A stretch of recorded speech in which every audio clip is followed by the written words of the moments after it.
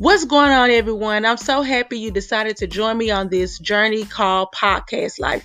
We will be discussing topics like celebrity gossip, life lesson, politics, and etc. This is a judge-free zone. Think of me as that homegirl that is so down to earth that you feel like you've been knowing for years. Remember, over here at the Boomerang Effect, the motto is never judge a book by its cover before opening it up and reading it. And remember, it's okay to agree to disagree. Just stand on what you're saying.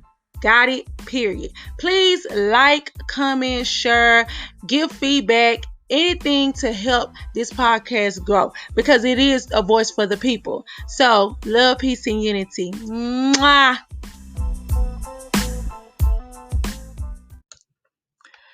Today's episode is a podcast tribute to DMX. So before I start the podcast, I would like to play a clip of one of his from a while back when he did a poem called The Industry. To the stage, my man from Yonkers, New York. DMX.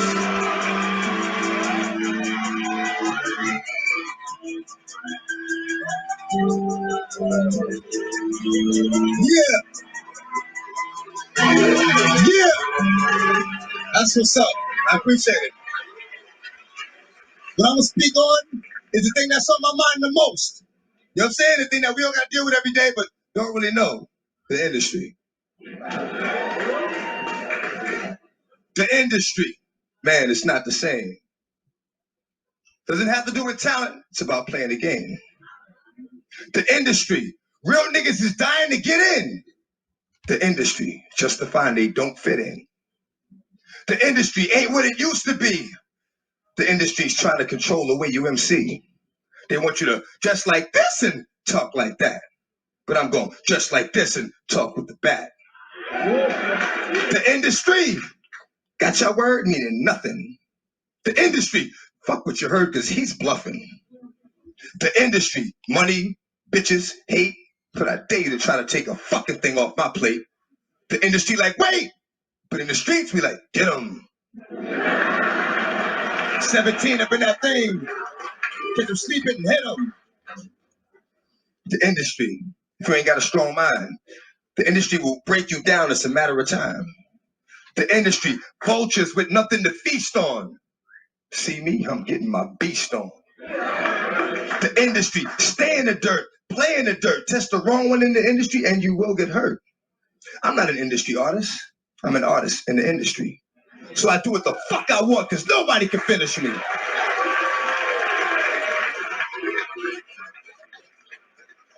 The industry, wanted, dead or alive, new artists to sell their souls in the way they survive.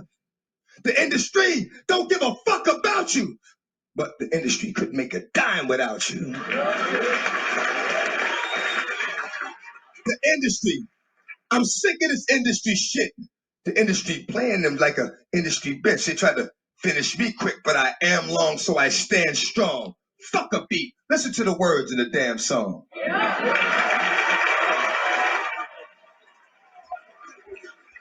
only know how to speak the truth. You know what I'm saying? So I got a little short joint I'm gonna hit you with, you know what I'm saying? And it basically reflects on my relationship with the industry. This is what it is. Often my words fall on deaf ears. Motherfuckers be listening but don't hear. Talking to a nigga, he be sitting right here. I be like, where you going? Nigga be like, yeah. Thank you. What's going on, everyone? It is your girl, Queen Queen. So sorry it has been a minute since I checked in on you guys. So bear with me. You know, I had to let my voice kind of warm up, thaw out a little bit because, of course, you know, if you catch me when I'm just now waking up or when I didn't got up from a nap, you better get very white. You see what I'm saying? So you better get, hey, who is this on the line? You know what I'm saying? I didn't know who I was trying to, reach out to or who podcast I was listening to. It is me. So, yeah, let's jump right on into the hot topics. Let's get right on into it. First up is DMX has passed away. Oh my God, a moment of silence for DMX. Okay. DMX passes away at the age of 50 years old. He passed away on April the 9th, 2021. It's unfortunate sorrow that we have to report that Earl DMX Simmons has passed away at the age of 50. According to Double XL, passing away at the White Plains Hospital, many have offered their condolences. Releasing a statement to Double XL, his family confirmed the news. The statement reads, "We are deeply saddened to announce today that our loved one, DMX, birth name Earl Simmons, passed away at 50 years old at a White Plains hospital with his family by his side after being placed on life support for the past few days." The statement continues, "Earl was a warrior who fought to the very end. He loved his family with all of his heart, and he would cherish the times we spent with him. Earl music inspired countless fans across the world, and his iconic legacy will live forever." And closing, we appreciate all of the love and support during this incredible, difficult time. Please respect our privacy as we grieve the loss of our brother, father, uncle, and the man the world knew as DMX. We will share information about his memorial service once detailed or finalized. This comes after doctors ran tests and showed no further brain activity after suffering a heart attack. According to TMZ, sources revealed that the test performed on Wednesday showed no improvement in brain activity. It has been almost a week since he was rushed to the hospital after suffering from an apparent overdose. As mentioned before, he had little brain function after being deprived of oxygen for nearly half an hour. Please continue to keep his family in your prayers. Okay, that was the write up on DMX and his passing and stuff like that. And oh my God, I was in total shock, of course. And when DMX, I just remember being a little girl. For number one, I used to just think my dad looked like DMX and favored him so much because he was chocolate with the bald head, and he used to, walk around with the tats and his shirts off. And my dad used to always listen to his music. So I definitely remember a lot of his songs and stuff like that, and just loving him at a young age. I really do hate it because they were saying it was in a drug overdose, and I hate it. Seems like it's a curse. I'm not even trying to be funny, but it seems like it's a curse on the industry people when they turn 50. What is it about the number 50 that some of these artists do not get towards? I mean, Whitney, Michael, Prince, it's like once you hit 50, me and my cousin used to be like, I'm scared. You know what I'm saying? I'm scared to be famous and hit that 50 because that's a milestone in the industry. It seems like they all pass away. And I hate because every time that one of our great artists or somebody that did leave an impact on people, one thing I hate is that it's always over drug overdose. It's always over drug overdose. And that's not even only with certain celebrity. It seems like every celebrity is always considered some type of drugs was involved. Yes, I'm not clueless to think that they didn't probably have problems or addiction, but I really do hate that, the industry and the craft is sometimes overlooked, and it's kind of like, wow, they died over a drug overdose. They're not dying because that comes with age, or they probably had something else going on, or health issues. It's always drug overdose. So he passed away and stuff like that. And a lot of people, I know Funky, what's his name? Flex Funk. He's a radio personality. He had came out when DMX was in the hospital and was kind of like chastising a lot of people about, it's crazy how he had to be sick, and then now all of a sudden people want to reach out or they want to sit up here and put up old pictures of them and DMX and give out stories. But where are you guys at when they are living? You know what I'm saying? When they need space, when they need people to speak life into them and encourage them, and either book them jobs or have them to perform at an event or just give them their flowers while they are here. And that made a good point, but you cannot chastise the public people for not checking on their favorite artist. You see what I'm saying? Because that's crazy. Because I mean, a lot of artists that I listen to or I have seen or heard about or enjoyed their music or their craft when I was younger or in my age now, I don't just check in and sit up here and see like, hey, what the wood is, what they got going on. Let me go stream some of their music now. I really don't. I'm not gonna lie. You see what I'm saying? That goes for people in their personal life. It's a lot of cousins, uncles, aunties, relatives that we probably don't check in, family and friends, just to sum it up. It's a lot of those people in our family that we don't personally check in on because we are too busy, handling our life, trying to live day to day. So, I kind of did not agree with him chastising the public and different people and the fans for not basically booking him or reaching out to him and stuff like that, because it's like half of us did not know. And I know some diehard fans of some people, and they took this to the heart because they was supporting, they was feeling him, they did probably go to every concert and was inspired by him and stuff like that, or some of the words in the prayer, because he used to pray. I looked on YouTube and I was just looking at some different videos and stuff like that of DMX, and he really was a wise man.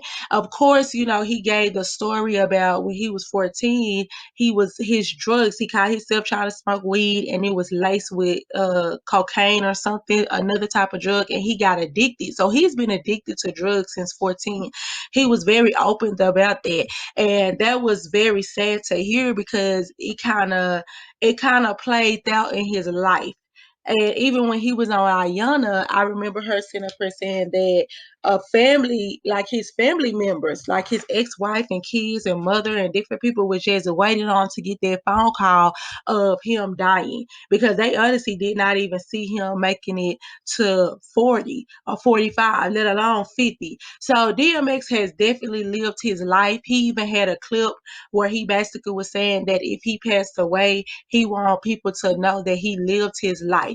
Like he lived his life. He has enjoyed his life. He did not even think that it was possible for him to make it through that part. He had overcame a lot. So I definitely think, he's in a better place altogether, and just keep him and his family in his prayers. He had a lot of kids. I want to say, I think they said it was 10 plus kids. Don't quote me. I wanted to say they said he had 15 kids, but I know that he had a double digit, of course. And yeah, it was just very sad to sit up here and hear that he passed away, and he was brain dead. You see what I'm saying? Because a lot of people, I hated the fact that people was going back and forth. First, they kept saying, "Oh, he's brain dead. He's okay. He's for to wake up." And then next thing you know, they kept on pronouncing when he was dead or not.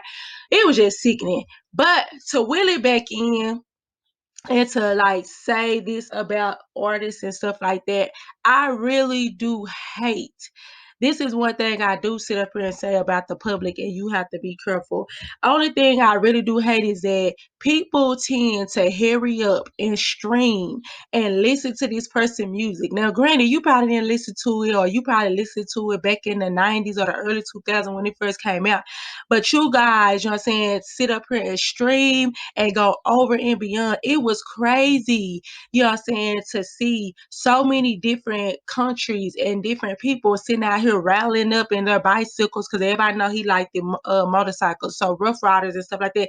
It was so crazy to sit up here and see how these people gathered around and organize a peaceful, greeting to kind of like send DMX off and stuff like that. But be mindful that it is true to give people their flowers while they're here. Do you not know how much that probably would encourage DMX to keep going? He was already dealing with depression. He already was probably feeling like that, nobody understood him. Everything he was saying was going into vain, one ear out the other. Nobody's taking him serious. People throwing stuff up in his past. He's not the hot boy anymore. So at the end of the day, I know that the type of love that he received when he was gone. But think about it, you guys. He's not seeing that. He's not in the flesh to, kind of receive that and let us know and give us thoughts and feelings about what he how he feel about that and how much that probably would have helped him out. So I do believe that be mindful with your family, friends, or even your, well, mostly I just say your family and friends. Be mindful of, if you have somebody special in your life and you know they're sick or they're going through some stuff, just make sure it's a simple phone call, a simple you stopping by and checking in on them, a simple you just letting them know that you appreciate them and they're wonderful and they're beautiful. You see what I'm saying? Like that right there can go a long way. Cause it's better, I'd rather for people to praise me, or not praise me like I'm some type of idol, but I'd rather for people to let me know how they feel about me and, you know what I'm saying, pour life into me while I'm here versus standing over my body or standing at a pulpit while I'm laying down. You see what I'm saying? While my eyes closed. Don't even talk to me in my sleep. No, don't talk to me about sleep. I want you like look me in my face. You see what I'm saying? Like let me know how you feel now. You see what I'm saying? Because you don't understand. It's so many times where I've been in predicaments where people just out the blue say something or they encourage me in some type of way, and it does something to my spirit. It makes me keep going. It inspires me and everything else. So please be mindful to keep that in mind, that give people the attention and affection now while they're here. So then therefore when they do pass away, you won't have to feel guilty, or you don't have to feel like, oh, I neglected this person, I didn't care. They did that, I do see this, and I now I noticed they was doing this and that. That's not the time. Let them rest in peace. You see what I'm saying? So yeah. Rest in heaven, DMX. Many blessings to you and your family. The next up was another called Rob. His name was Big Rob. I want to say his name was Big Rob. Oh my gosh, I can't find my notes. But his name was Big Rob, and he was on a label with P. Diddy. He was a rapper. Now, after DMX was in the hospital, this was like before DMX was in the hospital and stuff like that. After DMX was in the hospital, he came out, and the rapper Rob had came out and basically was letting people know, of course he was giving his condolences and trying to encourage, DMX, but he also was like letting it be known that, hey, what I'm saying, like I'm suffering. I didn't deal with, strokes and stuff like that. I have dealt with being homeless and everything else. Now, this is P. Diddy artist. This is P. Diddy artist. Um, this is P. Diddy artist, and a lot of people was giving P. Diddy a lot of backlash because they felt that, why is it that you have had many successful artists when they came out, but now all of your artists, 9 times out of 10, have resulted in death, and on top of them dying, what you cannot prevent, you see what I'm saying? But they are at a stage in their life where they don't have any money. Their contracts were so, rigged up, and you sit up here and you got your name tied up on every album or every song they ever did. So even if their song's still playing and they're getting contractions and stuff like that, and they're still popular, so-called, in the streets, they're not gaining anything. They have went flat out broke. And some people be like, well, I'm pretty sure he gave them some money back then, but it's okay. It's 10,000 or 20,000 compared to $2, $3, $4, $5 million that to this date that you're probably still receiving or you still getting. You see what I'm saying? Like let's be fair about the situation. And a lot of people was getting on his behind because Diddy has came out to sit up here and talk about white organizations and, oh, it's the man. They always trying to bring us down and stop supporting these people, and they don't want to support us, and they ripping us off. But then you turn around and your artists are sitting over here begging back for their masters, or they're saying that the deal that you even gave them back in 1990, whatever, when they first came out, is nothing compared to, the money that they supposed to be getting now. They have basically everything you probably invested in them. They have made that over three, 4 times to even pay you back, plus your, plus your initial investment, and they're still broke. They're still trying to find a way or trying to get some way to maintain. Because this man right here, from my understanding, he even did an interview. I remember looking at an interview. He even did an interview about how he was still making money. Like, he was still making money off the songs that he did when he signed up for Bad Boy. But at the end of the day, you know what I'm saying, he wasn't gaining any type of funds for that. So therefore, that caused them to go broke. That caused them to have to find other ways to make income. Sometimes 9 times out of 10, it's illegal, because you have a person that is an A-list celebrity, and then, you know, in other people's eyes, but then they're dead broke. Yes, they're flashing the money, cars, and everything else, but at the end of the day, in reality, they're dead broke. They don't have no money. They're really living off of, you know, other people, or they're trying to do scams, because it's a scam.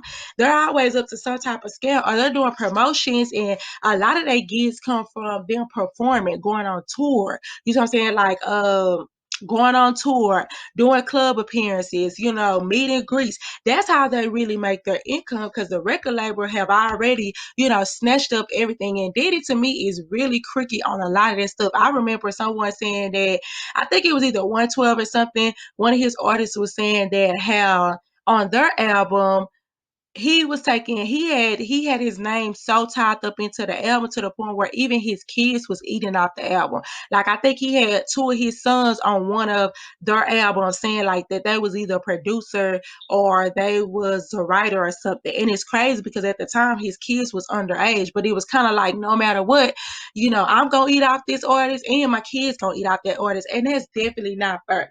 So let's get into the write-up on Black Rob. Black Rob passes away at the age of 51. 51, you guys. Now, didn't I say something about 50?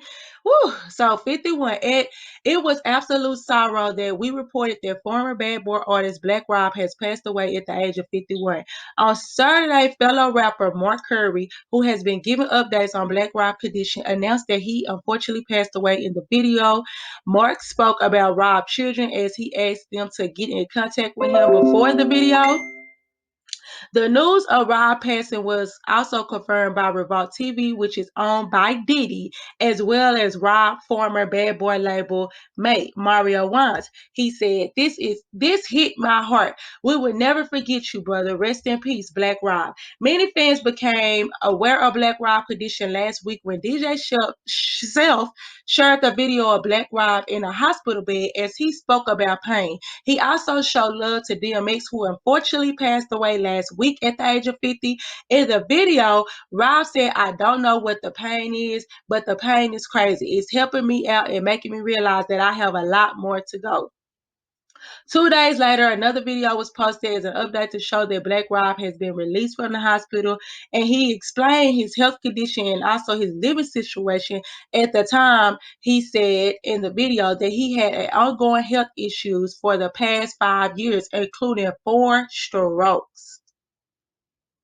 DJ Self then posted a separate message to share that Rob kidneys was failing, as well that he was using his platform to help share Rob condition to get him the help that he needed. Yeah, that was the rapper Black Rob that was a part of Bad Boy label and stuff like that. And like I said, I'm gonna play Black Rob is currently in the hospital. I'm gonna play a video of him when he was in the hospital and what he was saying. So bad, what's going on? I don't know what the pain is. Pain is crazy, man. It's helping me out though, but it's making me realize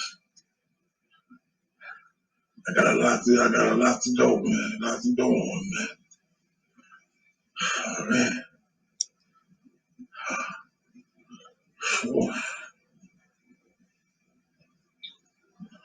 How you feel about X? I feel everything about X, man.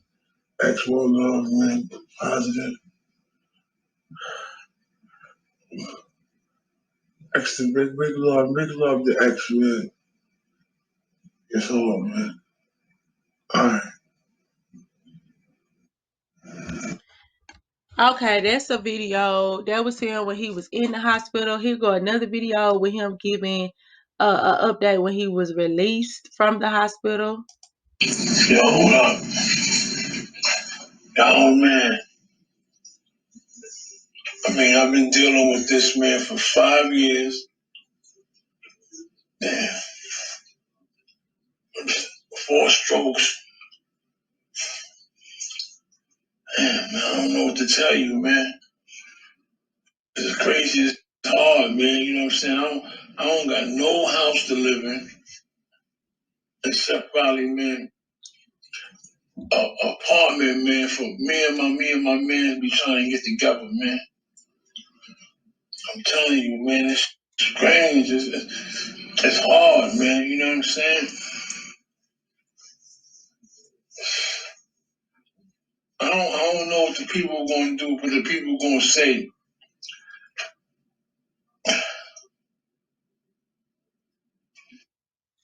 Okay, so that was just the update of him, and shortly after that, I want to say a couple of days after that, he ended up passing away. So the reason why, and I'm gonna wrap up this session, but the reason why I wanted to shed light on both of these artists because they was in their 50s, there was black men that was very successful, you know, during their era, period, point blank. That was very successful, you know, good writers, good. I'm sorry, I'm kind of getting a little teary-eyed. But nevertheless, that was good artists. You see what I'm saying? They came, they saw, they conquered what they was meant to do, and they touched a lot of people's heart.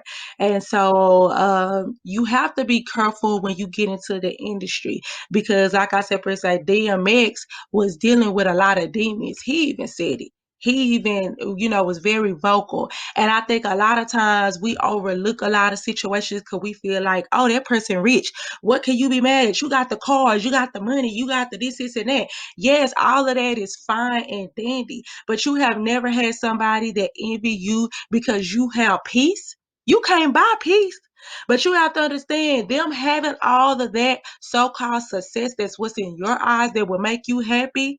That also brings a lot of turmoil and hurt and pain. Now, this man, Black Rob, is homeless. He said he's living in an apartment while he still had songs playing on the radio or wherever, you know what I'm saying, people was using his stuff or whatever, that he could have still been being paid on. How is that possible? And then people said, oh, well, he had an addiction. He was smoking. He was just, okay, but you don't know what you would do in a situation where you at the top of your success and you're working and you're giving out, you know what I'm saying, you're pouring all your energy, you're missing time with your family and kids and stuff like that, just for you to look up and then a person is still profiting off of it. You don't know what you might do. You might go to jail, you might lose your mind, you might, you know what I'm saying, get up on drugs to ease the pain and the numbness of it all. So you don't know what you might do. I know Black Rob went through that issue with the labels and stuff like that. Same way with DMX. And the saying says is that this is what a lot of people sit up here and say, and it's their time. You worth more dead than you are worth alive.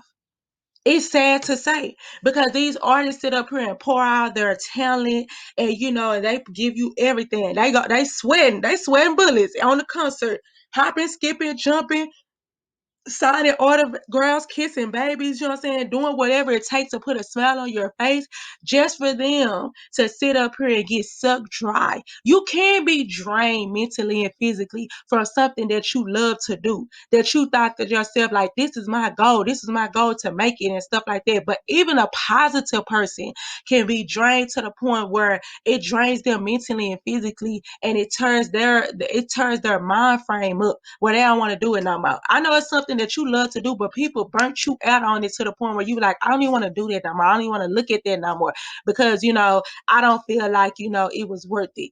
Because my peace of mind is worth more. So I hate the fact that DMX dealt with demons and then nobody wanted to realize it or nobody wanted to bring it to the forefront or get him the help that he wanted. And granted, a lot of people say, well, you can't help a person that don't want to be helped. That is so true.